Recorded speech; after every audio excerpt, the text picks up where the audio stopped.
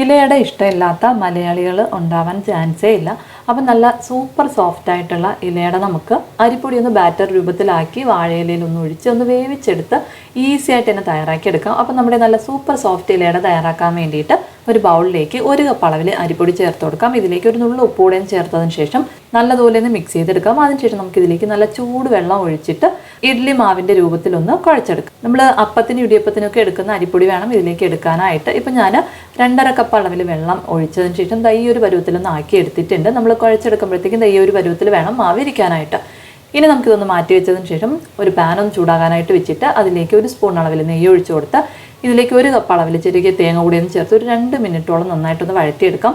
അതിനുശേഷം ഇതിലേക്ക് 1/2 കപ്പ് അളവിൽ പൊടിച്ച ശർക്കരയും കൂടി ഒന്ന് ചേർത്ത് നന്നായിട്ടൊന്ന് മിക്സ് ചെയ്തെടുക്കാം. ശർക്കര നല്ലതുപോലെ ഒന്ന് മെൽറ്റായി നന്നായിട്ടൊന്ന് ഡ്രൈ ആയി വരുന്നവരേക്കും ഇത് മിക്സ് ചെയ്തെടുക്കാം. അതിനുശേഷം നമുക്ക് ഇതിലേക്ക് ഒരു 1/2 ടീസ്പൂൺ അളവിൽ ഏലക്കപ്പൊടി കൂടി ഒന്ന് ചേർത്തൊന്ന് മിക്സ് ചെയ്തൊന്ന് മാറ്റി വെക്കാം. ഇനി നമ്മുടെ ഇലയട തയ്യാറാക്കാൻ വേണ്ടിയിട്ട് ഞാനൊരു വാഴയില ഒന്ന് കട്ട് ചെയ്തെടുത്തിട്ടുണ്ട്. ഇതിലേക്ക് മിക്സ് ചെയ്ത് വെച്ചിട്ടുള്ള മാവ് ഒരു ചെറിയൊരു തവി ഉപയോഗിച്ച് ഒന്ന് ഒഴിച്ചു കൊടുത്തതിന് ശേഷം ദോശമാവൊക്കെ പരത്തുന്ന പോലെ ഒന്ന് ചെറുതായിട്ടൊന്ന് പരത്തി കൊടുക്കാം.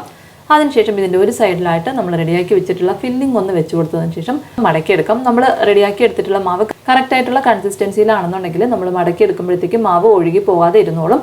ഇതുപോലെ നമുക്ക് എല്ലാ മാവും ഒന്ന് റെഡിയാക്കി എടുത്തതിന് ശേഷം ഒരു സ്റ്റീമറിൽ വെച്ചിട്ട് ഒരു 15 or 20 മിനിറ്റ് ഒന്ന് വേവിച്ചെടുത്തു കഴിഞ്ഞാൽ നല്ല സൂപ്പർ സോഫ്റ്റ് ആയിട്ടുള്ള ഇലയട റെഡിയായി കഴിയും. അപ്പോൾ ഇലയട ഇനി ഈ ഒരു രീതിയിലൊന്ന് തയ്യാറാക്കി നോക്കുക. അപ്പോൾ നിങ്ങൾക്ക് വീഡിയോ ഇഷ്ടപ്പെടുകയാണെങ്കിൽ ലൈക്ക് ചെയ്യാനും ഷെയർ ചെയ്യാനും മറക്കല്ലേ.